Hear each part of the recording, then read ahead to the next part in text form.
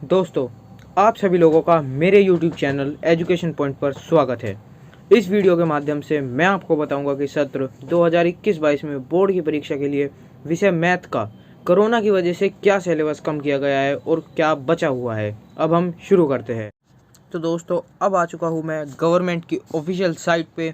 अब यहाँ से मैं सबसे पहले सिलेबस डाउनलोड कर लेता हूँ। जो सिलेबस की PDF हमें गवर्नमेंट की तरफ से प्रोवाइड है, मैं उसको डाउनलोड कर लेता हूँ। ये हमारी यहाँ पे डाउनलोड हो चुकी है। अब मैं आपको बताने वाला हूँ कि आपका क्या सिलेबस हट चुका है और क्या सिलेबस आपका आने वाला है। सबसे पहले हम देखते हैं इकाई 2 में बीजगणित में आपका पहला चैप्टर जो है बहुपद। बहुपद के शून्यांक, द्विघात बहुपद के गुणांकों और शून्यांकों के मध्य संबंध, वास्तविक गुणांकों वाले बहुपद के लिए विभाजन एल्गोरिथम का कथन तथा उस पर सामान्य प्रश्न। समांतर श्रेणियाँ, समांतर श्रेणी के 10वें पद की व्युत्पत्ति तथा समांतर श्रेणी के प्रथम पदों का योग, सामान्य जीवन पर आधारित प्रश्नों को हल करने के लिए इसका अनुप्रयोग। हमारा ये भी हट चुका है। उसके बाद है हमारी इकाई 4 ज्यामिति। इसमें देखते हैं हम वृत्त, वृत्त की स्पर्श रेखा, स्पर्श बिंदु। इसके 2 पार्ट है, क और ख। इसमें हम देखते हैं हमारा क्या क्या हटा है। वृत्त की स्पर्श रेखा स्पर्श बिंदु से होकर जाने वाली त्रिज्या पर लंब होती है, हमारा ये हट चुका है। उसके बाद है ख। इसमें देखते हैं हम किसी बाह्य बिंदु से खींची गई 2 स्पर्श रेखाओं की लंबाइयाँ बराबर होती है, हमारा ये भी हट चुका है। उसके बाद इकाई 5 में देखते हैं हम, जो कि है त्रिकोणमिति। त्रिकोणमिति का दूसरा जो है हमारा त्रिकोणमितीय सर्वसमीकाएं, हमारा ये भी हट चुका है। सर्वसमीका sine square theta plus cos square theta equal to 1 को स्थापित करना तथा इसका अनुप्रयोग, हमारा गाइस ये हट चुका है बिल्कुल हमारे सिलेबस से। उसके बाद है इकाई 7 में प्रायिकता। प्रायिकता में हम देखते हैं प्रायिकता की सैद्धांतिक परिभाषा, एकल घटना पर आधारित सामान्य प्रश्न, हमारा ये भी हट चुका है। उसके बाद हम देखते हैं अब हमारा आने वाला क्या है। अब हम देखते हैं गाइस संख्या पद्धति, जो कि है इकाई 1 संख्या पद्धति। इसमें हमारा क्या क्या आने वाला है। सबसे पहले है वास्तविक संख्याएं। इसमें हम आपको अब बताएंगे क्या क्या आने वाला है। सबसे पहले यूक्लिड विभाजन प्रमेय का अंकगणित का आधारभूत प्रमेय उदाहरण सहित, √2, √3, √5। अपरिमेय संख्याओं का सत्यापन, परिमेय संख्याओं का शांत तथा अशांत आवर्ती दशमलव के पदों में निरूपण, आपका ये आने वाला है। उसके बाद है हमारा इकाई 2 में बीजगणित। बीजगणित में हम देखते हैं हमारा क्या क्या आने वाला है। सबसे पहले 2 चर वाले रेखिक समीकरण युग्म। हम सबसे पहले देखते हैं कि 2 चर वाले रेखिक समीकरण युग्म, इसमें हमारा क्या क्या आने वाला है। 2 चरों में रेखिक समीकरण युग्म और रेखिक युग्म का ग्राफीय विधि से हल, हमारा ये आने वाला है। एक रेखिक समीकरण युग्म को हल करने की बीजगणितीय विधि, इसके 3 विधि हमें दी गई है जो भी आने वाली है। प्रतिस्थापन विधि, विलोपन विधि, वज्र गुणन विधि, ये हमारे आने वाले हैं। उसके बाद हम देखते हैं 2 चरों के रेखिक समीकरण के युग्म में बदले जा सकने वाले समीकरण, हमारा ये भी आने वाला है। उसके बाद हम देखते हैं द्विघात समीकरण। इसमें मैं अब आपको बताऊंगा कि इसमें क्या क्या आ रहा है आपका सिलेबस पे। सबसे पहले हम देखते हैं मानक द्विघात समीकरण, ax² + bx + c = 0, जहाँ पे a is not equal to 0। द्विघात समीकरणों केवल वास्तविक मूल का द्विघात सूत्रों द्वारा गुणनखंड द्वारा पूर्ण वर्ग बनाकर हल निकालना। द्विघात समीकरण का विविधकर और उनके मूलों की प्रकृति के बीच संबंध, यह आपका आने वाला है। द्विघात समीकरण के दिन प्रतिदिन के अनुप्रयोग तथा इन पर आधारित इबारती प्रश्न, आपका ये आने वाला है आपके बोर्ड्स की परीक्षाओं में।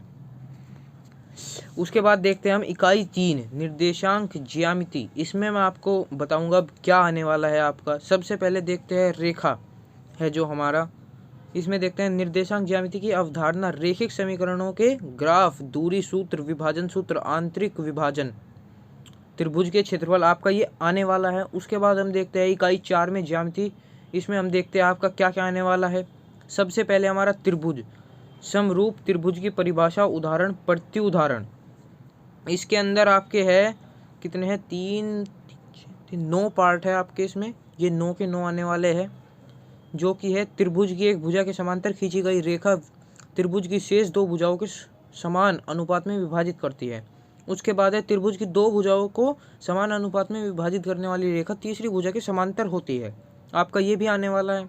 यदि दो त्रिभुज में संगत भुजाओं का एक युग्म अनुपातिक हो और आंतरिक कोण बराबर हो तो त्रिभुज समरूप होते हैं। आपका ये भी आने वाला है। उसके बाद है यदि दो त्रिभुज में संगत कोण को एक युग्म बराबर हो और उनकी संगत भुजाएं अनुपातिक हो तो त्रिभुज समरूप होते हैं। आपका ये भी आने वाला है। उसके बाद हम देखते हैं एक त्रिभुज का एक कोण दूसरे त्रिभुज के संगत कोण के बराबर हो तथा उसकी संगत भुजाएं अनुपातिक हो तो त्रिभुज समरूप होगा। आपका ये भी आने वाला है।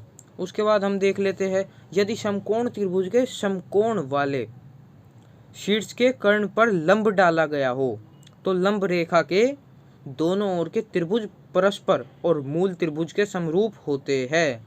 आपका ये भी आने वाला है। समरूप त्रिभुज के क्षेत्रफल का अनुपात संगत भुजाओं के वर्गों के समान अनुपाती होता है।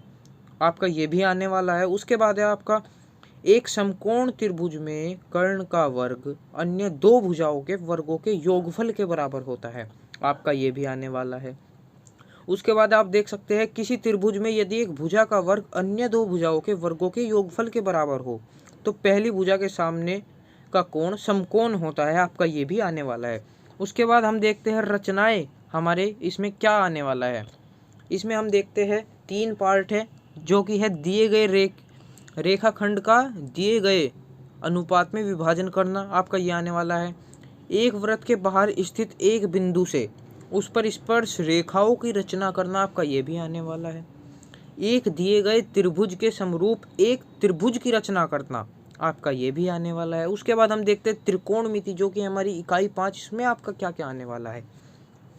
सबसे पहले आपका समकोण त्रिभुज के न्यून कोणों के त्रिकोणमितीय अनुपात 0 डिग्री और 90 डिग्री के त्रिकोणमितीय अनुपात। त्रिकोणमितीय अनुपातों के मान 30 degree 45 degree 60 degree 0 degree 90 degree और उनके बीच संबंध। आपका ये आने वाला है। उसके बाद है हमारा दूसरे नंबर पे त्रिकोणमितीय सर्वसमीकाएं पूरक कोणों के त्रिकोणमितीय अनुपात। आपका ये भी आने वाला है। उसके बाद है ऊंचाई और दूरी। आपका ये भी आएगा। इसमें है अन्यन कोण अवनमन कोण ऊंचाई और दूरी पर साधारण प्रश्न दो समकोण त्रिभुज से अधिक नहीं होना चाहिए। अन्यन तथा अवनमन कोण केवल 30 डिग्री 45 डिग्री तथा 60 डिग्री के होने चाहिए। उसके बाद इकाई 6 में देखते हैं हम हमारा जो कि है मेंसुरेशन वृत्तों से संबंधित क्षेत्रफल। वृत्त का क्षेत्रफल वृत्त के त्रिज्याखंड तथा वृत्तों के क्षेत्रफल उपयुक्त समतल आकृतियों के संयोजन के क्षेत्रफल। प्रश्न केवल केंद्रीय कोण 60 डिग्री 90 डिग्री और 120 डिग्री के है। ये भी आपका आने वाला है। उसके बाद है पृष्ठीय क्षेत्रफल और आयतन हमारा। इसमें है आपका निम्नांकित किन्हीं दो द्वारा संयोजित समतल आकृतियों का पृष्ठीय क्षेत्रफल तथा आयतन घन घनाभ गोला अर्धगोला और लंब वृत्तीय बेलन शंकु शंकु का छिन्नक। आपका ये भी आने वाला है। उसके बाद हम देखते हैं एक तरह के धात्विक ठोस का दूसरे में परिवर्तित करने के लिए संबंधित प्रश्न तथा दूसरे मिश्रित प्रश्न दो भिन्न तरह के ठोसों का संयोजन से संबंधित प्रश्न इसके अधिक नहीं। आपका ये भी आने वाला है। इसके बाद है आपकी इकाई 7 जिसमें कि आपकी सांख्यिकी में आपका आने वाला है वर्गीकृत आंकड़ों का मध्यम माध्यिका तथा बहुलक। आपका आने वाला है माध्यम माध्यिका तथा बहुलक संचाई बारंबारता ग्राफ। आपका ये आने वाला है। आपका ये जो सिलेबस आने वाला था वो मैंने आपको बता दिया है। उससे आगे ये है आपका प्रोजेक्ट वर्क जो कि आप स्कूल में अगर अपनी फ़ाइल जमा करेंगे तो आपको 30 नंबर देंगे स्कूल वाले। और बाकी आपको गाइज हमने पीडीएफ की लिंक डिस्क्रिप्शन में दे रखी है, वहाँ से आप डाउनलोड कर सकते हैं पीडीएफ को और देख सकते हैं कि आपका क्या सिलेबस आने वाला है और क्या सिलेबस आपका हट चुका है। अगर आपने अभी तक वीडियो को लाइक नहीं किया तो लाइक कर दो और चैनल को सब्सक्राइब नहीं किया तो सब्सक्राइब कर दो। मैं मिलता हूँ आपसे नेक्स्ट वीडियो में।